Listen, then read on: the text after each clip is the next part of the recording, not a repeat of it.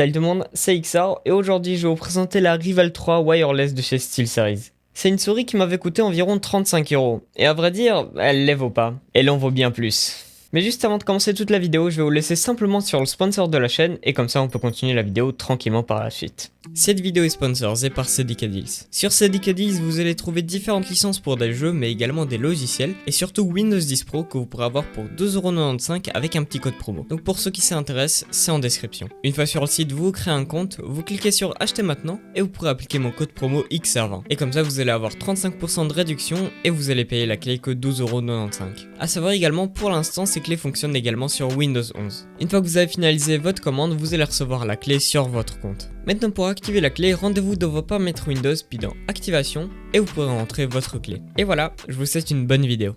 À l'ouverture de la boîte, on va trouver la souris avec son dongle USB, deux piles 3A et un manuel d'utilisation.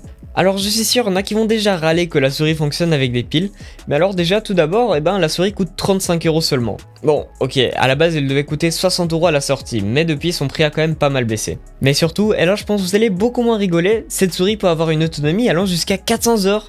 Et ouais.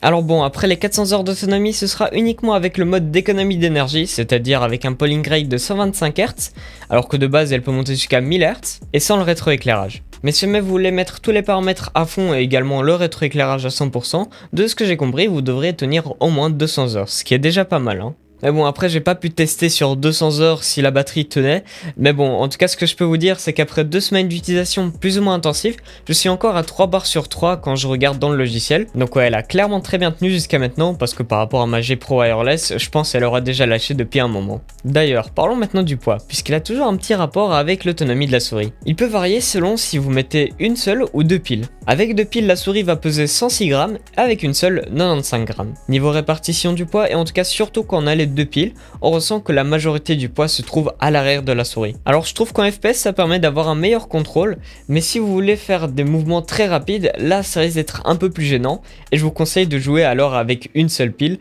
la répartition du poids sera beaucoup moins contrastée. Au passage, vous pourrez placer le dongle USB dans le compartiment des piles lorsque vous êtes en déplacement par exemple. Et également l'avantage de cette souris, et ce qui m'a fait surtout acheter cette souris puisque à vrai dire moi je vais l'utiliser surtout sur mon PC portable, c'est qu'en fait elle a deux modes de connexion différents. Un avec le dongle USB 2,4 GHz qui permet d'avoir du coup aucune latence et un autre qui permet de la connecter en Bluetooth. Et ça peut être vraiment pratique quand vous êtes sur deux PC par exemple parce que vous pouvez très bien laisser le dongle USB sur votre PC principal et connecter par la suite par exemple la souris à votre PC portable en Bluetooth. Sinon en termes d'ergonomie, si vous avez des petites mains comme moi, vous pouvez l'utiliser avec les trois types de grip. Si par contre vos mains sont assez grandes, limite moyennes, là par contre le palm grip c'est mort. La souris est beaucoup trop petite. En longueur elle mesure 120 mm pour une hauteur de 37, sur une longueur de 58 mm à l'avant et 67 à l'arrière. Ça lui permet d'ailleurs d'avoir une très bonne prise en main. Niveau qualité de fabrication, c'est vraiment très bien. La coque est faite dans un plastique mat, un peu granuleux, qui est vraiment cool au toucher.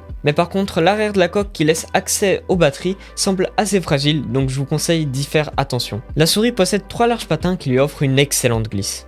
À gauche de la souris se trouvent deux boutons personnalisables, en haut un bouton pour changer les DPI et en dessous un switch pour l'éteindre ou l'allumer en mode Bluetooth ou 2,4 GHz. En capteur, cette Rival 3 possède le TrueMove Air produit par SteelSeries qui va entre 100 et 18 000 DPI et peut supporter une accélération jusqu'à 40 G, ce qui est vachement bien pour une souris à ce prix là. Et comme j'ai dit précédemment, la souris a un polling rate allant de 125 à 1000 Hz. Comme zone de rétroéclairage, on va avoir uniquement la molette. Il y a d'ailleurs une option plutôt cool qui permet d'éteindre le rétroéclairage dès que la souris bouge, ce qui fait que vous économisez pas mal de batterie. Puisque logiquement, quand vous utilisez votre souris, vous allez plutôt regarder directement l'écran et pas votre souris. Sinon, la souris fonctionne avec le logiciel SteelSeries GG, avec lequel vous pouvez déjà voir l'état de la batterie, réassigner les différents boutons, personnaliser l'éclairage et configurer différents paramètres. Mais donc voilà, je pense vous avoir présenté à peu près tout ce que je trouve important sur cette souris. Mais maintenant, est-ce que je vous la conseille? Clairement, si jamais vous êtes sur un budget restreint, c'est-à-dire moins de 50€, clairement, pour une souris sans fil, je pense que ça peut être clairement votre meilleur choix. Elle a vraiment plein de caractéristiques d'une souris très haut de gamme, alors qu'elle coûte que 35€. Alors oui, son prix de départ est censé être 60€, Et je vous avoue que pour 60 € ça aurait peut-être été un peu limite. Mais clairement là pour 35 €, eh ben je vois vraiment pas d'autre alternative. Je pense que ça peut être clairement votre meilleur choix. Mais donc voilà, si jamais vous êtes intéressé du coup par la souris, ce sera bien évidemment en description. Ce sera notamment un lien affilié, ce qui permet toujours d'aider la chaîne sans payer plus. Vous passez uniquement par le lien, vous commandez et moi je reçois une petite commission. Ça permet toujours d'aider un peu plus la chaîne. Mais donc voilà, sur ce j'espère que cette vidéo vous aura plu. Si c'est le cas, eh bien pensez à mettre un petit pouce vers le haut. Également vous abonner à la chaîne si ce n'est pas encore fait. Pensez aussi à rejoindre mon serveur Discord qui se trouve en description. Également mon Twitter qui est toujours juste en dessous. Sur ce, eh bien moi je vous dis à une prochaine vidéo. Allez, ciao tout le monde, c'était XR.